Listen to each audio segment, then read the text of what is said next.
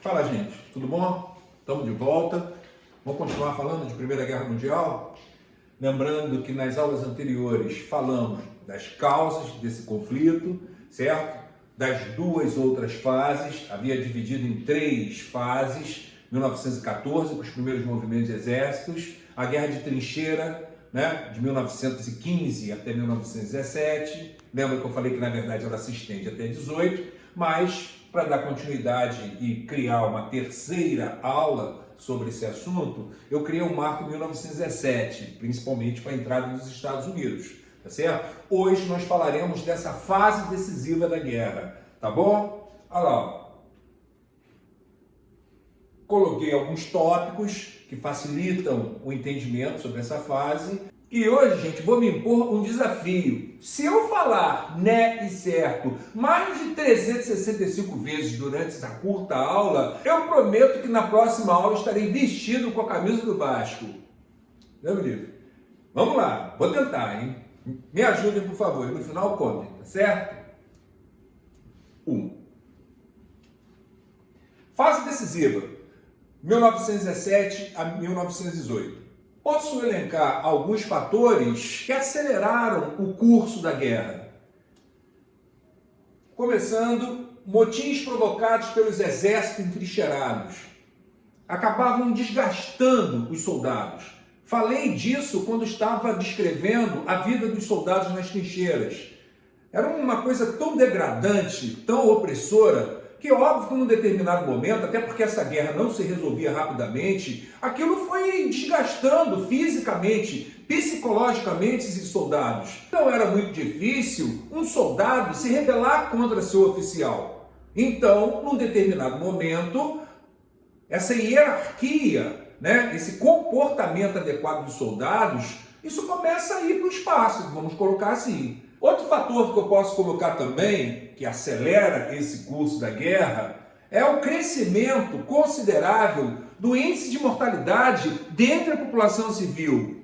Eu estava assistindo um documentário num canal fechado falando sobre a utilização de zeppelins por parte da Alemanha e dos ataques que esses zeppelins faziam sobre essa população civil, principalmente da cidade de Londres, e o terror que aquilo levava para aquela população e para o país de uma maneira geral. Portanto, num determinado momento, isso acaba desgastando a população. Essas pessoas começam cada vez mais a exercer sobre seus governos uma pressão para que essa guerra se resolva logo. Um outro fator importante, gente, é o esgotamento dos recursos dessas nações envolvidas. E aí a gente pode falar de recursos, tanto financeiros quanto recursos naturais. Você está falando de destruição de lavouras, certo? Você está falando de destruição da infraestrutura desses países, de áreas industriais, de ferrovias, de redes de telegrafia, de estradas, de pontes. Você está falando também de uma guerra que envolve cada vez mais tecnologia e que, portanto, exaure esses governos, exige cada vez mais o investimento de recursos, de pesados recursos. E isso acaba desgastando, gente, a economia daqueles países envolvidos. Uma questão importante relacionada com esse tópico é que você vê que os países da Europa estão passando por tamanho desgaste que você vê os Estados Unidos, durante esse período, já se transformando num grande credor da economia europeia, certo? É claro que essa economia europeia se desgastando, passando por esse processo de dificuldade, ela vai ter que recorrer a empréstimos estrangeiros. E nesse caso você vê o capitalismo norte-americano se beneficiando dessa dificuldade europeia. Outra coisa que podemos citar são as revoltas operárias, principalmente nesses países europeus, sem considerar a questão do alistamento militar obrigatório. Se você está falando de um esforço de guerra cada vez maior e de uma economia que está sofrendo abalos, certo? De uma infraestrutura, de empresas que estão sendo destruídas, provavelmente você está falando do crescimento do desemprego, certo? Você está falando de um esforço de guerra que vai fazer com que parte desses recursos do país, partes consideráveis, sejam destinados para essa economia. E muito provavelmente Aumento de salários, manutenção de bons salários nesse processo é uma coisa que praticamente não existe. E isso vai fazer, portanto, que aquela massa trabalhadora, principalmente a massa operária, contando também com as péssimas condições que existiam dentro do sistema fabril, eles cada vez mais se rebelem. Então, se essa massa de trabalhadores, de operários se rebelam, manter esse esforço de produção fica cada vez mais difícil para esses países, para essa classe empresarial. Posso dizer que além dessa dificuldade trazida pela estrutura capitalista, pela exploração do sistema fabril, tem uma atuação importante, crescente, do movimento dos partidos socialistas. Devo lembrar para vocês que desde o começo da guerra, o movimento socialista, seus partidos socialistas, eles sempre se colocaram contra a guerra, desde o início. E diante dos prejuízos que a continuidade desse conflito trazia para a massa trabalhadora, esses partidos socialistas pregavam a necessidade de uma paz sem vencedores, sem pagamento de indenizações, sem ganhos territoriais. Agora, de tudo que está aqui, eu acho que o mais importante para acelerar o andamento desse conflito em direção ao seu término, né, é a entrada de novos países nesse contexto de guerra, nesse conflito. Né? Se por um lado da Tríplice Aliança, ao lado da Alemanha, você fala da entrada da Turquia e da Bulgária, ao lado da Entente, ao lado da Inglaterra, da França, né, e da Rússia, você fala da entrada de vários países. Até o Brasil vai entrar na guerra ao lado da França e da Inglaterra. Mas a entrada mais considerável, mais importante, sem dúvida, é a entrada dos Estados Unidos. Certo? Até então, os Estados Unidos, ele está lucrando. Nenhuma bomba caiu dentro do seu território. Enquanto seus concorrentes diretos, as potências europeias, estão se autodestruindo, estão destruindo sua infraestrutura econômica, estão passando por enormes dificuldades, os Estados Unidos, acabei de falar para vocês, se transforma no grande credor da guerra. Vende produto, exporta armamentos para esses países em guerra. Portanto, o norte-americano está se dando bem, entre aspas, nesse conflito. Certo?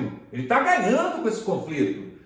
Ronaldo, então por que ele vai entrar na guerra? Falei para vocês que o norte-americano ele se transforma no grande credor da economia europeia. Então, se países estão devendo ao capital norte-americano e se esses países estão enfrentando um grave conflito, se esses países continuarem em conflito e destruírem suas economias, qual é a possibilidade do norte-americano receber esse dinheiro de volta, esses investimentos de volta? Então, qual é a lógica norte-americana? Intervir no conflito para abreviar a existência dessa guerra e ter condições de rapidamente recuperar essas economias e ter condições de receber aqueles investimentos que foram feitos naquelas áreas, certo? Outro fator importante para a entrada norte-americana são os interesses da indústria bélica norte-americana de atuar diretamente no conflito, certo? Mais importante ainda é o torpedeamento de navios norte-americanos pelos submarinos alemães, coisa que eu já falei para vocês. Os alemães vão se tocar que o norte-americano virou um fornecedor importantíssimo, né, dos seus inimigos na guerra. Portanto, se boa parte desses produtos chegam à Europa através do Oceano Atlântico, o objetivo alemão vai ser colocar o maior número de navios norte-americanos, navios mercantes, no fundo, certo? E inibir esse abastecimento, né, das linhas inimigas no teatro da guerra, certo?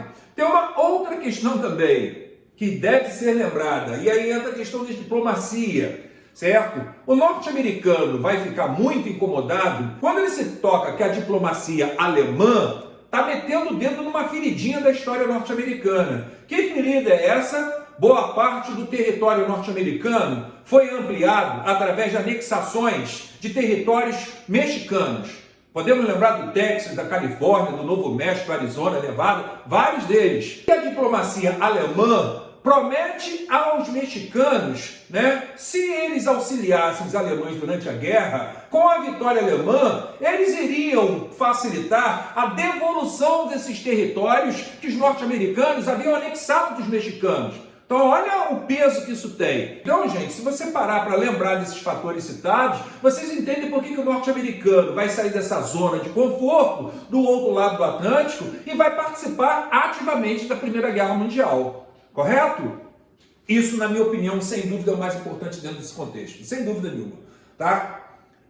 até fazendo uma ponte já com o futuro assunto, que é a Revolução Russa de 1917, nessa fase também, por isso 1917 é realmente um marco dentro da Primeira Guerra Mundial. Em 1917, a Rússia vai assinar um acordo em separado com a Alemanha, um tratado de Brest-Litovsk, onde a Rússia se retira da Primeira Guerra Mundial, certo? Ronaldo, por quê? Porque eu disse que é uma guerra efetivamente de potências industriais, né? Com grande desenvolvimento tecnológico por trás.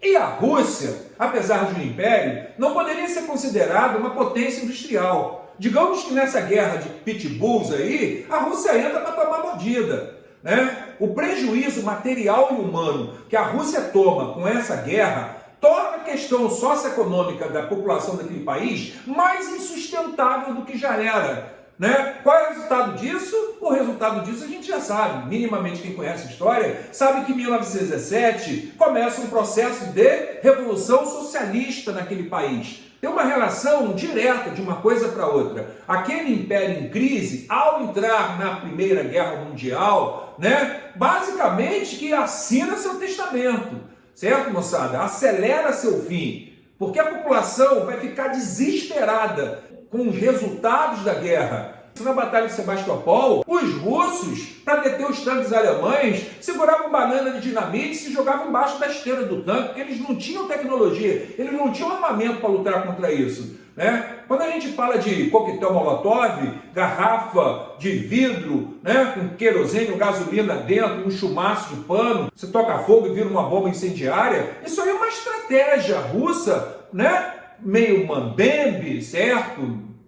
Para tentar deter os alemães, certo, moçada? Então, quando você fala da saída da Rússia, muito mais do que entender o curso final da guerra, tá? Eu incluí isso aqui para, no futuro, fazer uma ponte com a Revolução Socialista que ocorreu naquele país. Tá certo, moçada? Tá? E aí, o que vai acontecer? Numa próxima aula, para fechar esse assunto, Primeira Guerra Mundial, tá? Nós falaremos das importantes consequências. Consequências econômicas, políticas, sociais, culturais, até psicológicas, né? Porque ninguém vai voltar muito doido dessa guerra, certo? Não esqueci da minha promessa, do meu desafio. Vocês contem aí. Se eu falei mais de 3.000 néis e 3.000 certos, daria a próxima aula vestida com a camisa do Vasco. Ui! Valeu, galera. Um abração. Estaremos aí na próxima. Continue se cuidando.